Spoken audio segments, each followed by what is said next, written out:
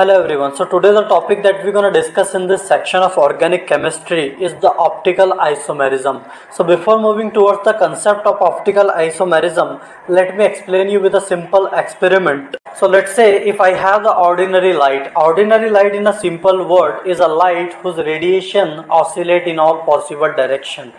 And as you can see in a symbol of ordinary light, these double-headed arrows are representing the direction of the light. So when I will pass this light through the polarizer is basically a device which will convert this ordinary light into the plane polarized light. Now here comes the new term, that is the plane polarized light, abbreviated as a PPL. Okay. So in a simple word, plane polarized light is a light whose radiation oscillate only in a one direction. And as you can see in a symbol of plane polarized light, these double-headed arrows are either moving upward or they are going downward, okay, in a single direction. So we have this ordinary light. With the help of polarizer, we convert it into the plane polarized light. Now, when I will pass this plane polarized light through the solution of the optically active compound, this solution will rotate this plane polarized light either into the clockwise direction, it means toward the right side, or into the anti-clockwise direction, it means toward the left side. So in a simple word, I can say that the solution of the optically active compound have the capability to rotate the plane polarized light, or the compounds which are present in this solution have the capability to rotate the plane polarized light either into the clockwise direction or into the anti-clockwise direction. Okay. So these compounds are called as the optical isomers of each other, and this phenomena is called as the optical isomerism.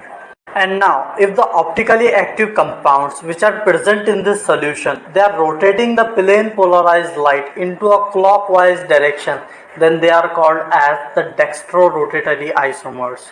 And if they are rotating the plane polarized light into the anti-clockwise direction, then they are called as the levorotatory isomers.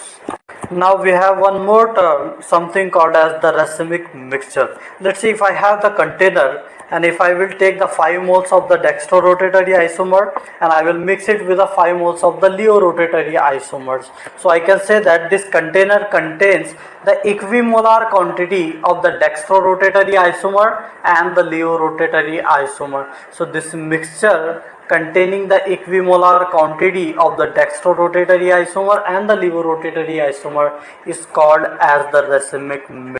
Now each and every time we cannot perform the same experiment to decide whether the compound is optically active or not. But if we are able to decide whether the carbon which is present in this compound is a chiral carbon atom or not, then we can easily decide the optical activity in the same compounds. So before moving towards the chiral carbon atom, let me explain you first the differences between the achiral objects and the chiral objects. So let's see first about the achiral objects. Achiral objects, these are the symmetrical objects which are superimposable to their mirror images. For example, let's say if I have this glass, okay, and when I will see this glass in the mirror, it will look exactly same like this. Okay, so I can say that this glass and its mirror image, they are symmetrical to each other, and when I will try to superimpose this image to the actual object, it's exactly same. So I can say that this glass and its mirror image are superimposable to each other, so they are called achiral objects. Okay. So now let's move further toward the chiral objects. So chiral objects, these are the unsymmetrical objects and they are not gonna superimpose to their mirror images. For example, if I will look at my hand into the mirror, it will look something like this. So when I will try to superimpose this mirror image to the actual objects, so they are not gonna superimpose to each other. So I can say that these are the achiral objects which are not gonna superimpose to their mirror image. Okay, so right now we are in a condition to learn about the chiral carbon atom, also called as the asymmetrical carbon atom. To understand that, let's say we have this compound. Here the carbon atom is attached to the 4 different atoms or the group of atoms, that is G1, G2, G3 and G4. As you can notice in this compound that the G3 is attached to the carbon atom with the help of dashed line, representing that the G3 is going behind the plane like this. Okay, so that's a G3 which is going behind the plane, and here the G4 which is attached to the carbon atom with the help of solid line, representing that the G4 is going out of the plane like this. So this is the solid line representing that the G4 is going out of the plane, and the G1 and the G2 they are present inside the plane. Why? Because the G1 and G2 they are attached to the carbon atom with the help of simple bonds, so they are present inside the plane. Okay, so now I can say that the carbon atom which is attached to the 4 different atom is called as the chiral carbon atom. Okay, so now let's see some of the example in which we need to decide whether the compound is a chiral compound or the achiral compound. So to behave as a chiral compound, that compound should have at least one chiral center. It means at least the compound should have one chiral carbon atom.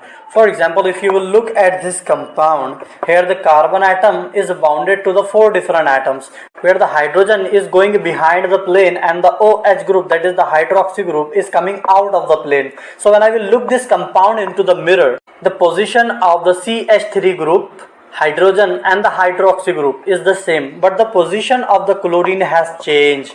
So when I will try to take out this picture from the mirror and try to superimpose to the actual compound, it's not going to superimpose. So I can say that this compound is the chiral compound. And now if you will look at this example, here the carbon atom is attached to the methyl group and 2H group. It means the 2 valencies of the hydrogen is satisfied by the single carbon atom. But that's not a condition to behave as a chiral carbon atom. To behave as a chiral carbon atom, all the 4 atoms which are attached to the carbon atom should be different. So surely I can say that this compound is a achiral compound. And now if you will look at this example, so here we have the chlorine which is coming out of the plane, bromine which is going behind the plane, hydrogen and the fluorine they are present inside the plane. So when I will look at this compound into the mirror, the position of the chlorine, position of the bromine is not changed because they are still present in their original position, but the position of the fluorine has changed. So when I will try to superimpose this mirror image to the actual compound, it's not going to superimpose. So surely I can say that this is the chiral compound. And similarly, when we will look at this example, here we have the chlorine which is going behind the plane and the chlorine which is coming out of the plane, but that's not a condition to behave as a chiral compound because the 2 valencies of the carbon atom is satisfied by the 2 chlorine, so it will not behave as a chiral carbon. So this compound is not a chiral compound. So thank you everyone for watching this.